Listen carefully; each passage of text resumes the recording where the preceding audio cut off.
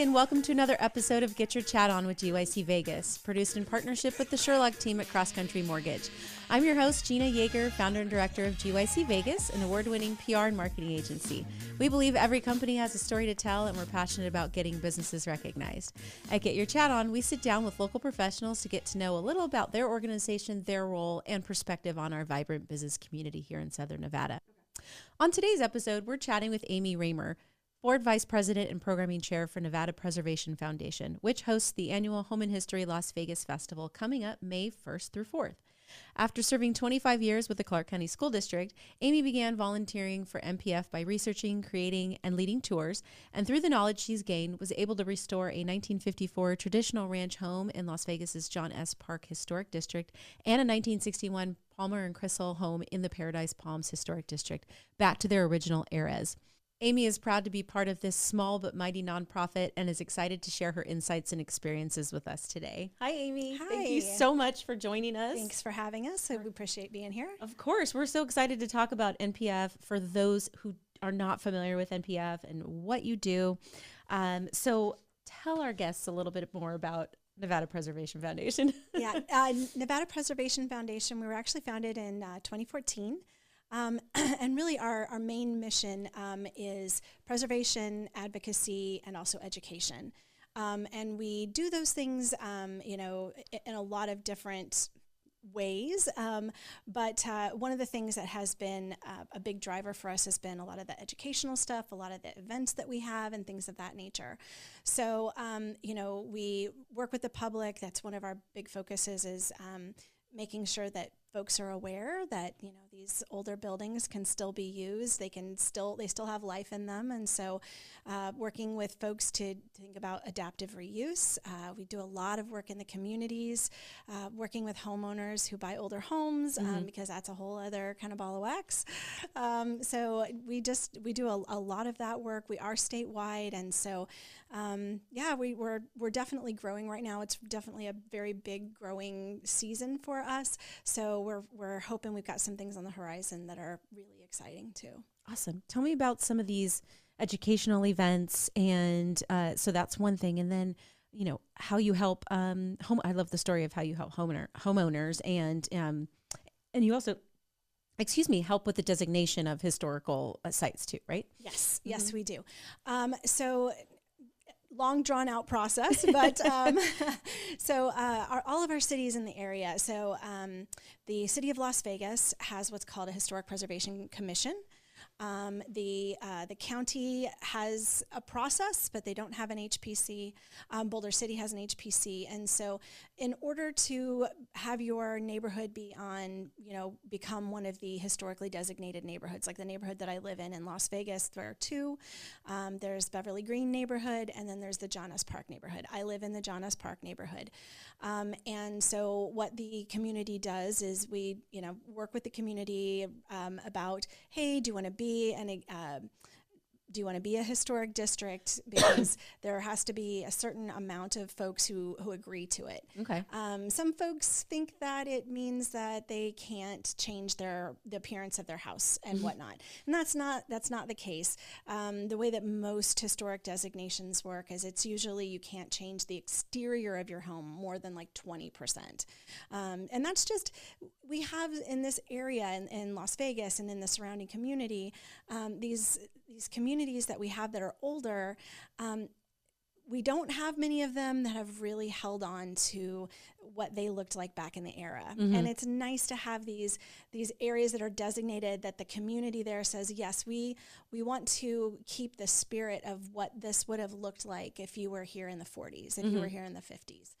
And so that we work with communities on working through that process. We work through the city of Las Vegas. We work with the county. We worked on the designation for Paradise Palms, which is on the county historic register, and try to offer to the community members, where do you source these materials? What do you, when it says 20% of the house can't be changed from the exterior, what does that mean and whatnot? So we do a lot of work with that. And really, like I said, there are so few of them in the area that I think that's a big should really be kind of a big push of trying to keep that. You go to, I mean, obviously Boston and New York are going to be different, but like if you go to LA, if you go to Colorado, you see these places and they look like they did, whenever they were founded. Mm-hmm. And so that's one of the things that we do is try to work with homeowners, work with the city governments for that, as well as the buildings within the community as well too. Mm-hmm. And working with business owners, working with groups that go into historic buildings and support for that. I've been to your house before and it's absolutely gorgeous. And so I think that's the perfect example maybe for listeners on what you went through, the process that you went through. Explain what your house looks like, the year it was made, Sure. How you restored it, and, kind of give us like a visual. Great. Yeah. I purchased my house that's downtown in 2019, and it is a 1954.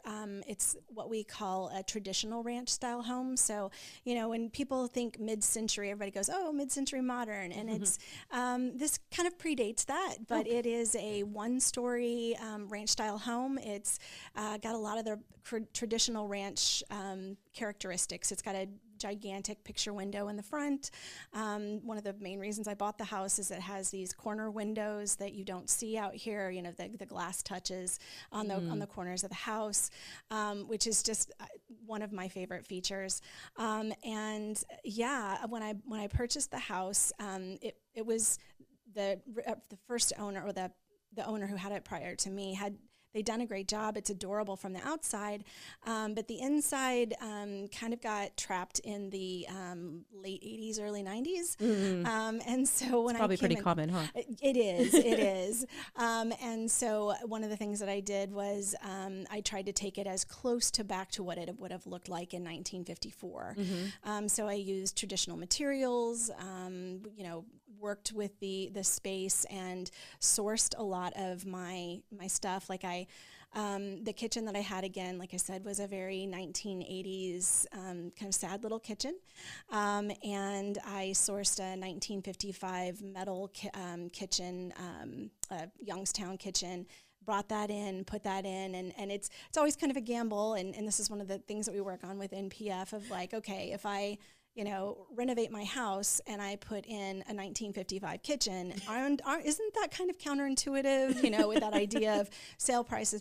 But, in these communities, people want that. They want, they want it to look like in the inside and keep those and still make it a modern home to the point where like, you still have, connectivity, you still have TV, things of that nature. It's just, it's really the design of the era pops out. So that's one of the main things I did. I changed the kitchen out, added that in there, new flooring. I have it's newer, but I love it. It's this 1950s cowboy tile, that vinyl composite tile that I have in my kitchen, and just kind of went very kind of fun and a little bit kitschy with it as well too. But a lot of it comes through collecting things. I'm always, if somebody's like, I'm putting a pink stove out on the corner, I'm there trying to figure out where I can put this pink stove, because everything still works and works better than a lot of the modern stuff. So, but yeah.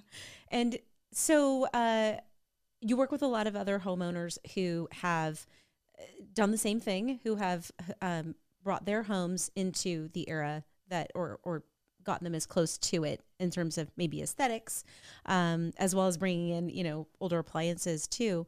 Talk a little bit about how you work with those homeowners in terms of educating the public about what you do and how you can get involved if you wanted to do the same. Absolutely. One of the things that we work on with homeowners, and one of the big push that we had recently was we were able to get these communities that are designated historic, that now has to go into the MLS. And so whenever realtors take people to these places, they learn that, this is a designated neighborhood.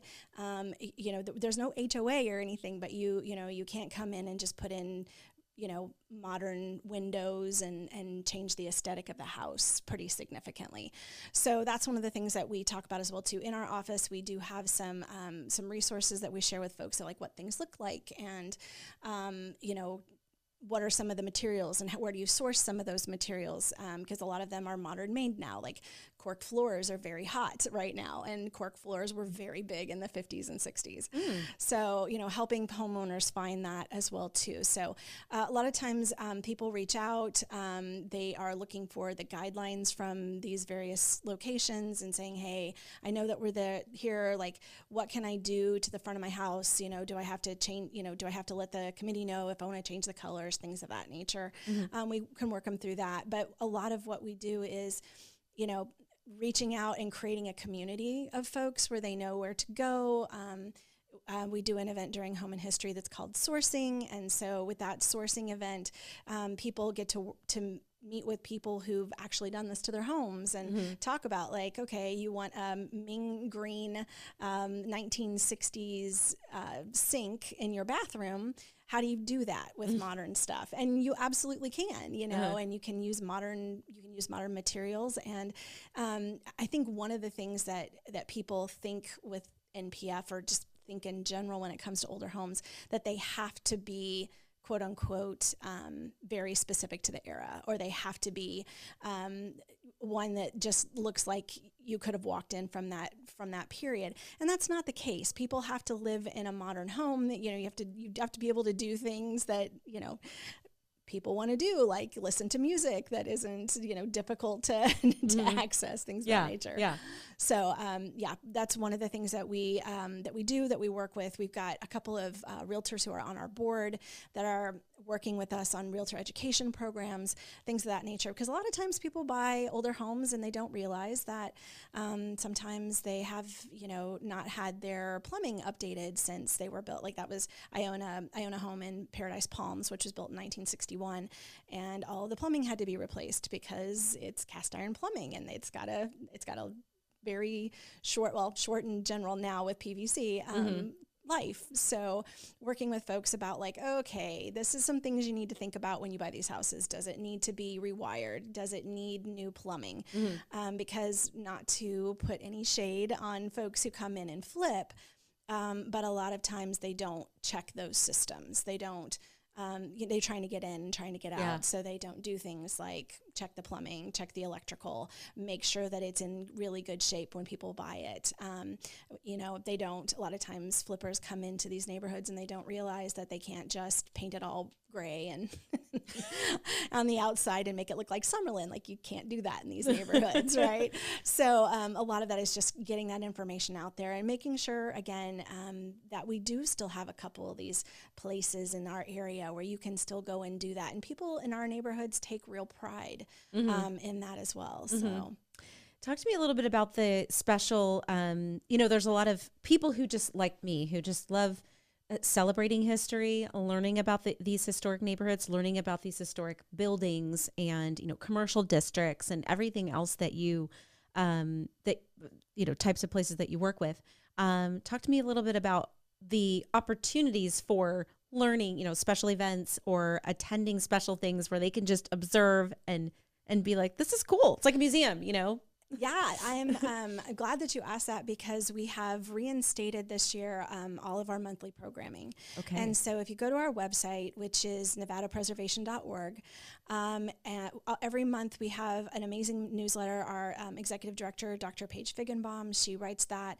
And so you can kind of get some information there. But one of the things that we do is we try to have one or two events, each month, just so people can get to know us, so we can do some of the tours that we do. So in January, we did all of the circle schools here in Las Vegas, the round schools.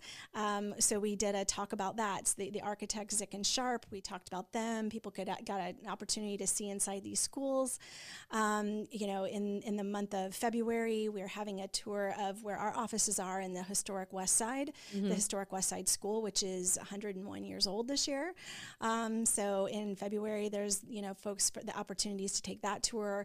We also have started working with the county and also also commercial center. So we're doing something, it's an oral history happy hour. And so that's going to be at the composer's room. We'll be having those, so people have an opportunity to listen to the stories of people who lived in these communities and talk about that. The commercial center is amazing in general because, they just hit their, I think, 60th anniversary a couple years ago, well, just this last year.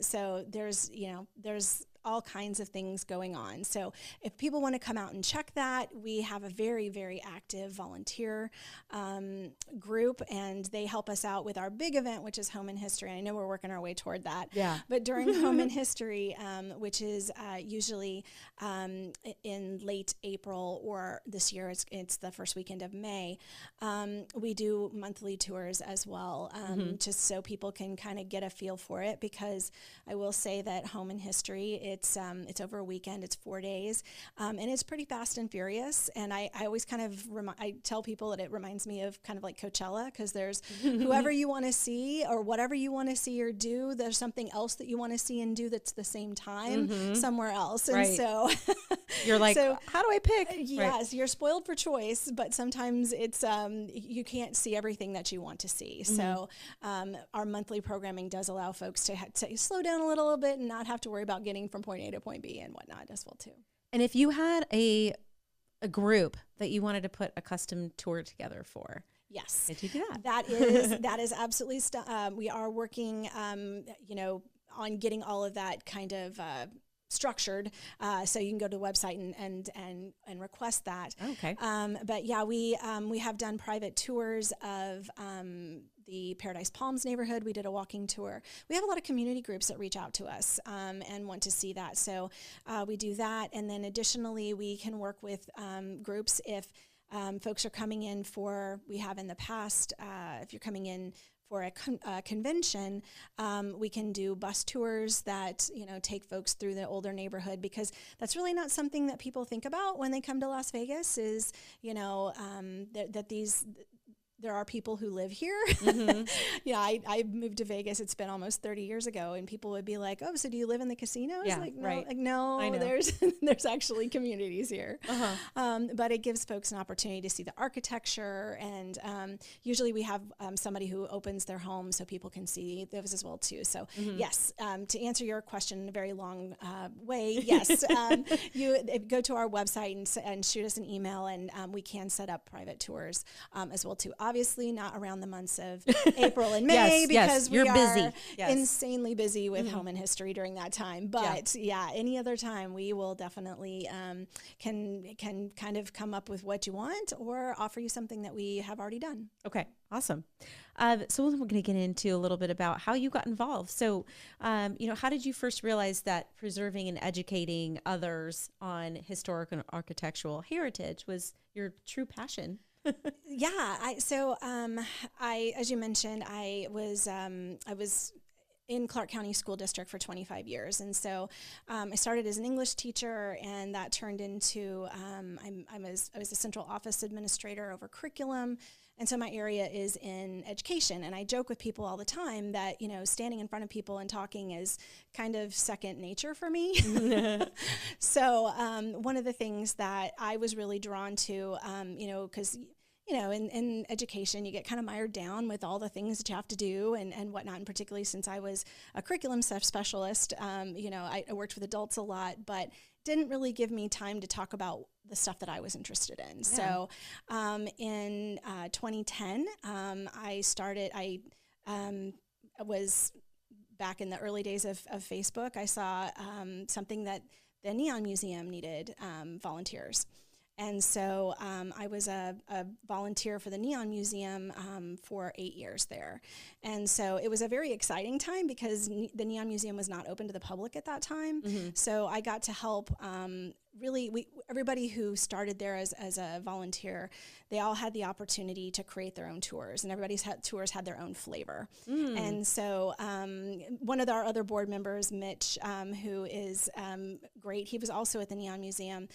His tour was mob focused, and we had another volunteer who focused on movies. And I was just really fascinated about how Las Vegas came to be. So my tours really focused on, the city and where we came from and how those signs made that up. And so really, really enjoyed doing that. And then when Nevada Preservation Foundation started in 2014, they were doing big things, and I got connected with them in 2016, 2017. And, they needed volunteers that could write tours and give tours. And so, yeah, that's kind of how I got connected to that. And at that time, being, kind of part of the original Neon Museum folks who opened it, they were very connected into the downtown area. Mm-hmm. And so I bought a house over, and I know this probably isn't going to mean anything to their listeners, but over by McNeil. So I bought a house over in McNeil that was bank owned. So I kind of got to put my stamp on it and be really close to those communities. And so that started me into really looking at these older communities and being like, oh my goodness, I want to live in one of these old houses. Mm-hmm. And so when I started working with Nevada Preservation Foundation, I started helping them develop tours of all these different neighborhoods. And as part of that,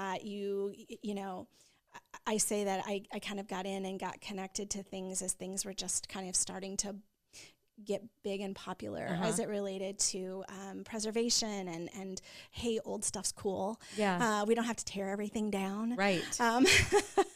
So yes. So I actually reached out to NPF to help me do some work on my current house. And like I said, it was just a great opportunity to do all of that. And then I wanted to be on the board. So I petitioned to be on the board and worked on that. And I have to say it has been it's been a great experience working with these folks. And I would just urge if this sounds interesting to you and you like old stuff too, reach out to us, because, we're always looking for, board members within the community.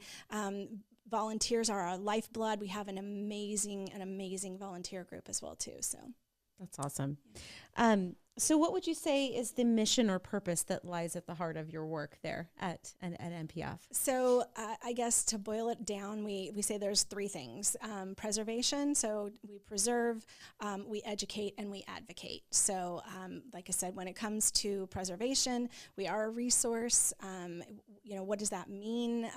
Whenever you would want to preserve something, that we've worked on projects statewide for preservation projects. We've worked on neighborhood designations as well too. So working with neighborhoods to get them on those registers. Mm-hmm. So that's a preservation part. The education part is really what has kind of been our biggest focus, because I don't know that you really can preserve and you can really advocate without also having education. Mm-hmm. And, people think education, they're like, oh goodness, it's going to be boring. But no, that's why we have like this Home and History Festival, because it gives you an opportunity to get up close and personal with these places, have a drink in some of these places, and really learn more about your city in a very cool opportunity that just doesn't happen on the regular. Mm-hmm. So, mm-hmm. Yeah. And then the advocacy too. The advocacy is something that, during the pandemic, for me, one of the things that was devastating is in 2021, the Wee Kirk of the Heather was a church. It was one of the oldest buildings downtown. Yeah, I remember. I was actually going to do the Woodlawn tour that day, and I had turned the corner, and it was gone. They had knocked it down overnight. And so our advocacy really gives us an opportunity to talk to the community and say, hey, these are some areas that we need to make sure that we've got eyes on. So right now, we're just kind of gearing up our advocacy subcommittee within NPF. But one of the areas that we're really concerned about right now are the downtown motels.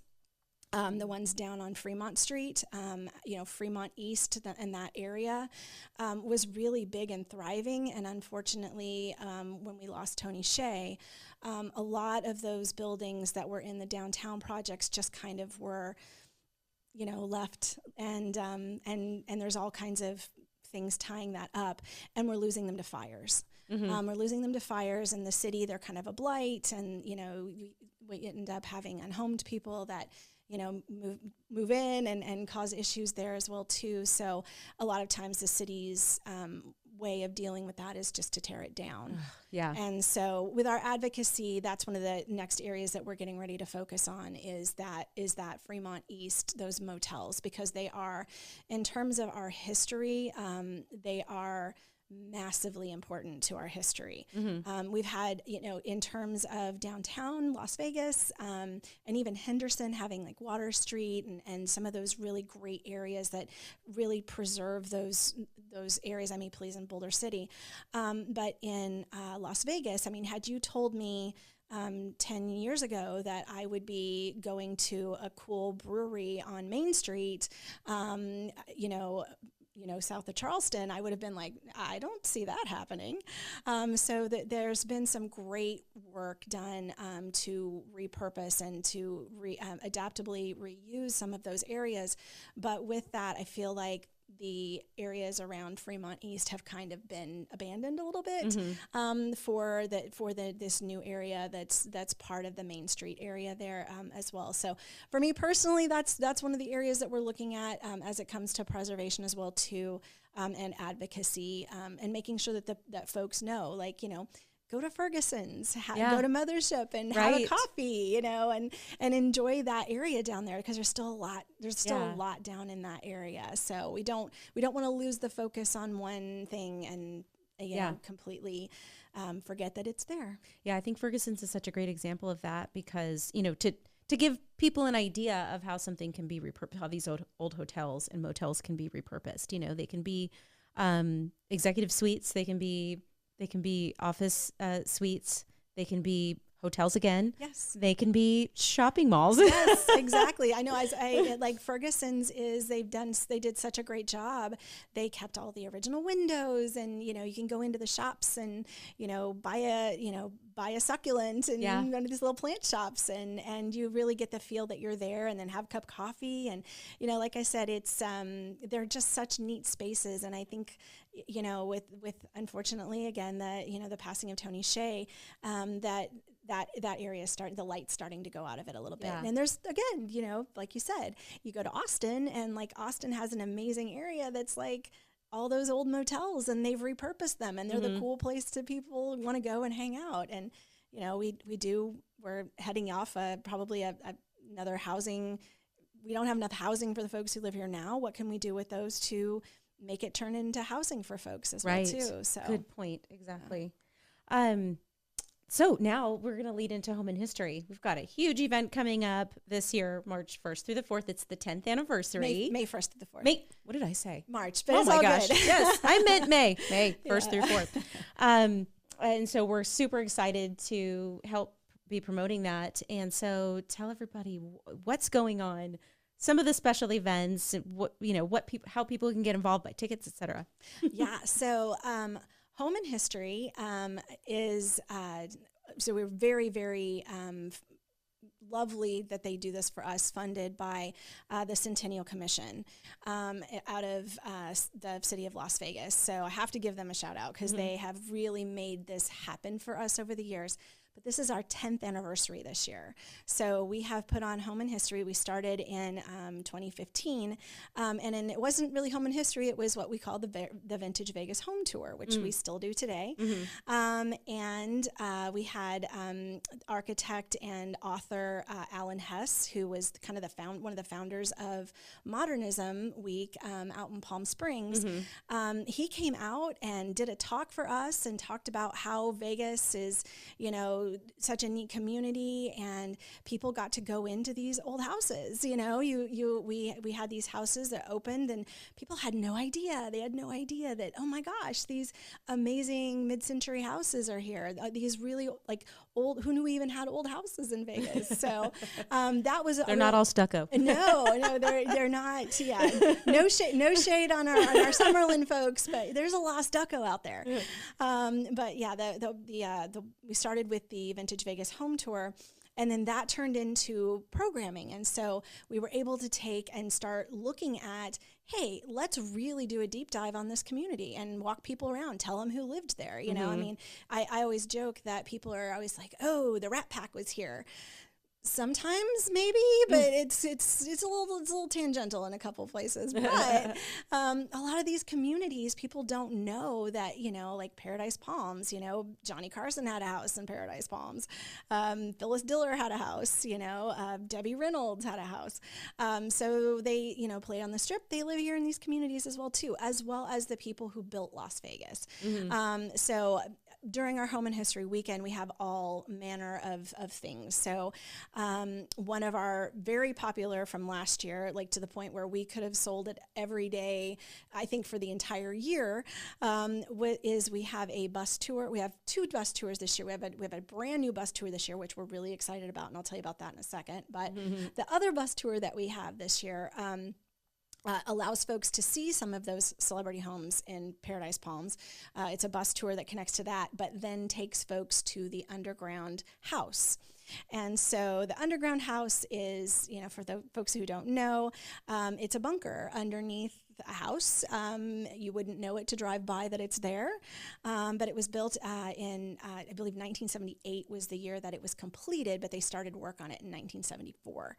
And so movies have been filmed here, I believe, Blast from the Past. Is that the Blast from the Past house? There are pieces of it. Okay. Yes, pieces of it, yes. Because that's what I picture when is that movie. Yeah. It's not the actual bunker, but they use shots from the underground house. Okay. I think there's a couple of oh my goodness, the band from Vegas that I'm losing. Killers? Right. No. Imagine Dragons? Imagine Dragons, yes. Imagine Dragons have shot videos there. Okay. There was just a Jersey Shore thing that they did there. Right. Heard about that. So there's movies. So we're trying to tie that together within the bus tour, so folks get to see, where the celebrities lived during the kind of the big Strip years of the Rat Pack and whatnot. And then from there, once they complete that part of the tour, then they get a chance to go down into the underground house and kind of learn all about that as well too. So so that's one of our tours this year.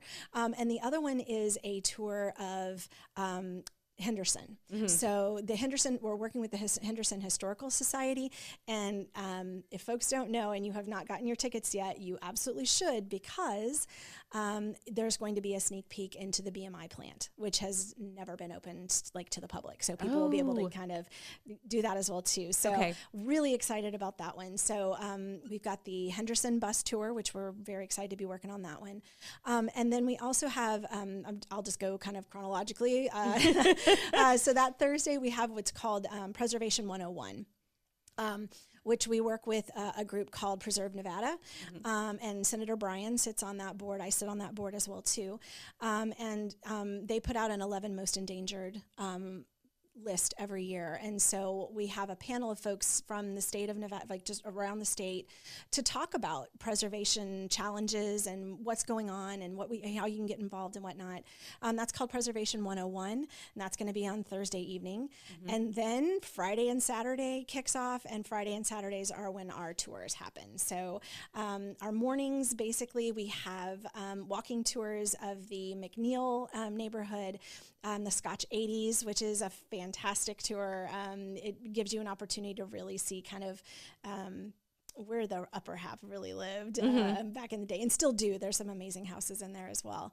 There's a tour called about the decades, because within the John S. Park neighborhood, the neighborhood I live in, we literally have houses from the 20s all the way up to ones that were built in 2023.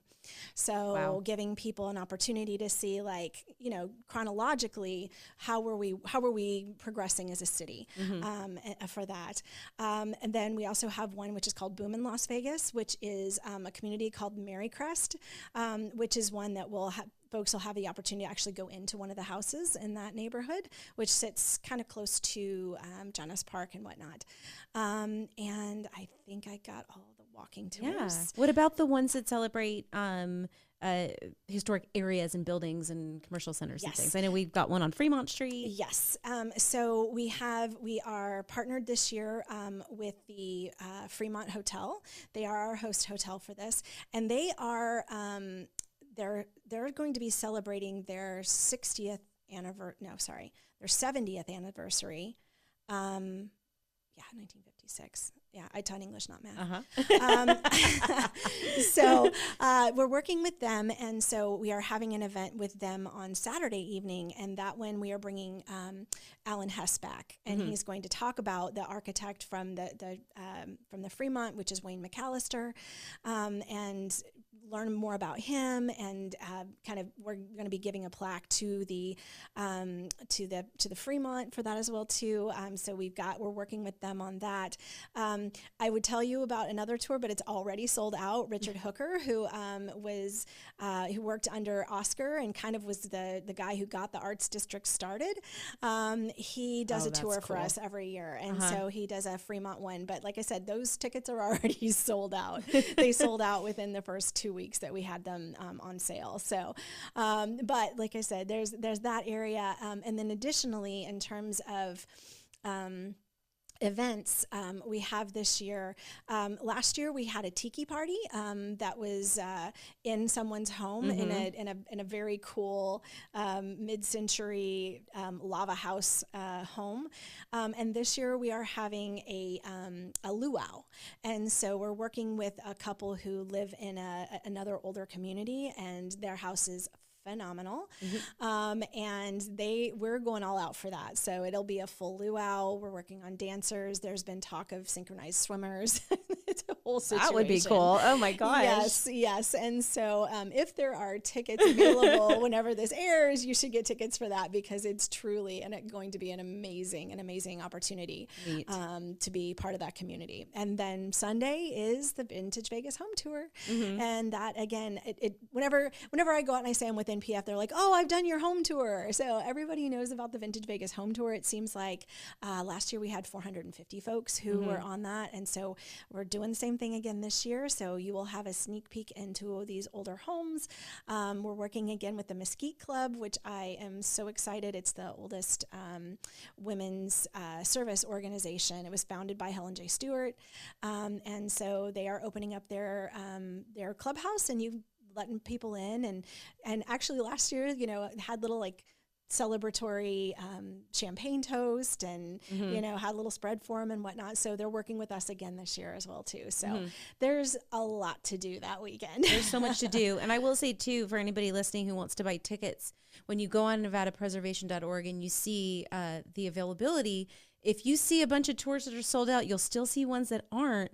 And it doesn't mean that those aren't amazing tours too. So whatever you can purchase, and they're all different ticket prices too. So you can really, choose whatever's best for your budget, but you're going to get an amazing tour no matter where you go and what you see. Absolutely. So, yeah. Absolutely. I think we covered that for Home and History. Let's get to know a little bit about Amy doing business in Vegas. Sure. Absolutely. So this is a Mad Lib style. It's kind of fun. Okay. You fill in the blank. So when you're doing business in Las Vegas, what's essential to have a strategy for?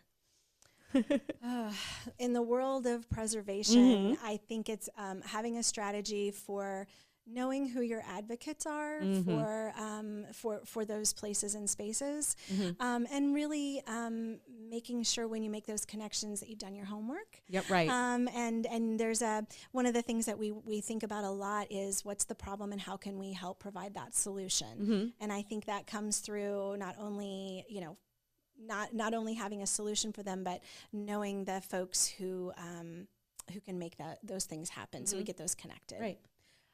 In Las Vegas, it's not just about business. It's also about entertainment. I mean, you can't say Las Vegas and not think entertainment or gambling, but we don't do the gambling part. So not us locals. Yeah, not typically, right? Yeah, I just it's about entertainment. And like I said, some people are like, oh, education, but no, it's really neat stuff. It's really cool stuff. I have people all the time that tell me or who got involved with us that are saying oh my goodness, I had no idea that these things were going on. And it allows for, just the connections that have happened for folks even taking our tours, that it brings that community together. So if you are looking for, you want to buy a home in these areas, this gives you an opportunity to kind of sneak peek it. So. What's one thing every new transplant should know before doing business here in Las Vegas? That there's a very clear distinction between the city of Las Vegas and the rest of the county. Only something somebody involved in NPF would say. Yes, yes. The city of Las Vegas is a very specific area. And so, once you cross over Sahara and you're headed toward the Strip, you are in the county. And there are townships within that county. But whenever people are like, oh, I'm going to Las Vegas, and I'm staying on the Strip, I'm like, you're not actually in Las Vegas. So I think, in terms of, that between that and moving to Las Vegas and knowing how to pronounce Nevada, I think those two things will serve you the best. Right. Yeah. When it comes to connecting with the business contact over coffee, lunch, drinks, or so forth, where do you like to go?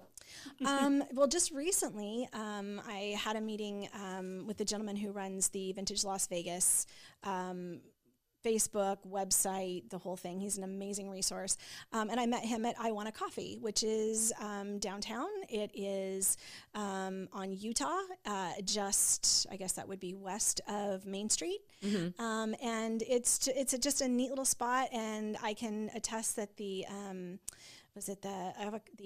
avocado... Yeah, the avocado omelet was next level. But there are so many neat little coffee shops and places. It went to one of those when I'm like, oh, let's meet for coffee. I'm like, okay, do we want to go to Vesta? Do we want to go to Makers and Finders? Do we want to go to Dig It? Because Dig It's really cool. Yeah. So there's a lot of great little spots. I love that. Thanks for the plug to those places. All right, quickly, let's go through a couple of lightning round personal questions that are just the super fun ones. So if you could teleport anywhere in the world right now, where would you go? Where would Amy be instead of being right here on the GYC podcast? I would have to say in Italy. I have friends of mine who he teaches internationally, and so I meet him out in Riva del Garda, Italy, which is it's like the blue collar version of. I can't remember. Bellagio was at. I can't think of the name of it. Like Lake Como. Lake Como. Okay. Yes, it's the working man's Lake Como, and it's absolutely gorgeous. And so, if you have the opportunity to go there, go to Riva. Yeah, go to Riva del Garda. That sounds beautiful. I'm Italian, so I'll have to check that out someday. What did you want to be when you grew up? I wanted to be a radio DJ. I did. Here's your chance. I did. I started college. I'm from Southern Illinois, so I went to Southern Illinois University, and I started in communications because I really wanted to be a radio DJ, and I chickened out, and I got a degree in social work instead. But yes, it was radio DJ. But I have to say, in this day and age, I don't know that you can really make a career of that, which is really sad. I mean, music is amazing. Yeah, so. Yeah, I know. And media has changed so much. Yes, it has. Okay, lastly, if you could have a superpower, what would it be and how would you use it? Oh my goodness, that's a tough one.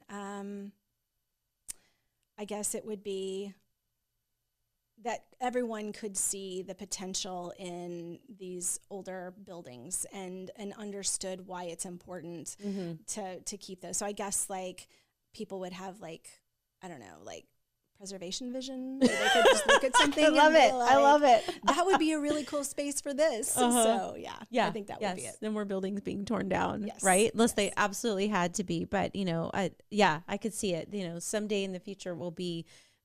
People will finally understand that Vegas shouldn't be and doesn't have to be the town of torn down buildings and popping up major hotels. We can preserve these things. All right. Well, gosh, we've been talking for quite a while, and this has been such a great conversation. And I'm so glad that we're having another platform here to talk about what NPF does. Yeah. I will say too, I'll give you a shout out as well too. Working with GYC the last 2 years has just been a game changer for us as well too. So we truly appreciate all that you've done for us, and got kind of in the trenches and been like, all right, what do you guys do? How does this work? So thank you really so much. That. I don't know if you know this, but we just won a Public Relations Society of America award for the work that we did on your campaign last year.